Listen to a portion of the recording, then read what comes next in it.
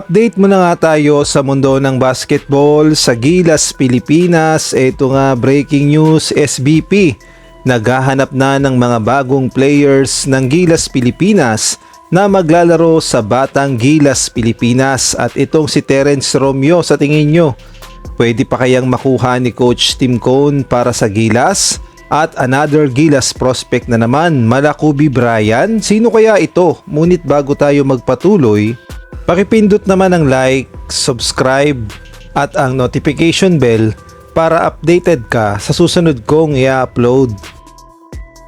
Nagpapa-tryout nga ngayon ng SBP para sa mga bagong players ng Batang Gilas, Pilipinas sa pamumuno ng bagong head coach ng Gilas, Pilipinas na si Coach Jono Sauler, na alam nating lahat na siya nga ang pumalit sa dating head coach ng Batang Gilas, Pilipinas na si Coach L.A. Tenorio.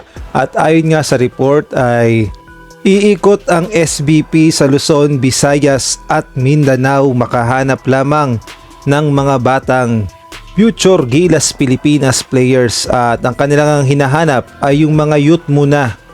Tignan natin kung sino-sinong mga bagong players ang madidiscover ng SBP, dahil alam naman natin na sa Pilipinas hindi lang talaga nadidiscover yung mga local player natin, dahil karamihan mga PhilAm ang pinagtutuunan ng pansin. Tapos yung mga local player natin na magagaling naman na hindi lang talaga nadidiscover ay hindi talaga nabibigyan ng break. Kaya naman ito na ang pagkakataon sa mga batang nagnanais na maging bahagi ng Batang Gilas, Pilipinas, dahil pagkakataon nyo na ito na magpakitang gilas sa SBP. At ito nga yung schedule ng kanilang pa-tryout. Dito nga sa pinost ng SBP, ang sabi nga dito, Youth Boys Tryouts with Coach Jono Soler. Mangyayari nga yan sa February 2026 sa Manila, Davao, Cebu at Pampanga. At dito nga sa Manila, open to male players born 2008, 2009. Sa Davao naman, open to male players born 2008, 2009, 2010, 2011. Samantalang sa Cebu naman, open to male players born 2008, 2009, 2010, 2011.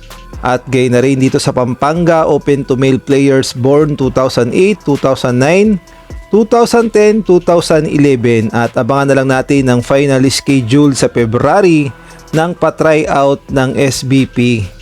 Samantalang sa ibang balita naman, marami nga ang naghihinayang dito kay Terence Romeo dahil hindi siya nabigyan ng pagkakataon ni Coach Tim Cone na muling ipakita ang kanyang galing bilang point guard sana ng Gilas, Pilipinas. At alam naman nating lahat na meron pang ibubuga itong si Terence Romeo, at ipinakita naman niya yan sa kanyang naging performance sa Zamboanga Valentin.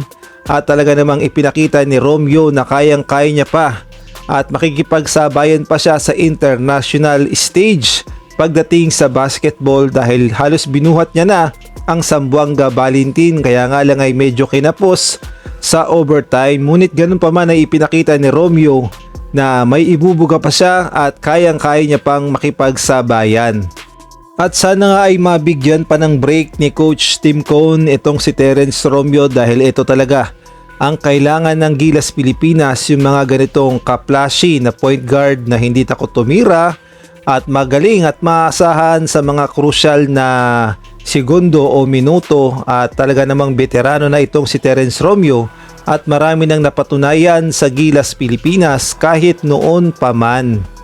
Samantalang another Gilas, Pilipinas prospect na naman ang ating pag-uusapan, isang Filipino-American na may height na 6'3" na si Daniel Johnson, na Mala Kobe Bryant daw ang galawan. Kaya naman ating panuurin kung gaano ba kagaling itong si Daniel Johnson.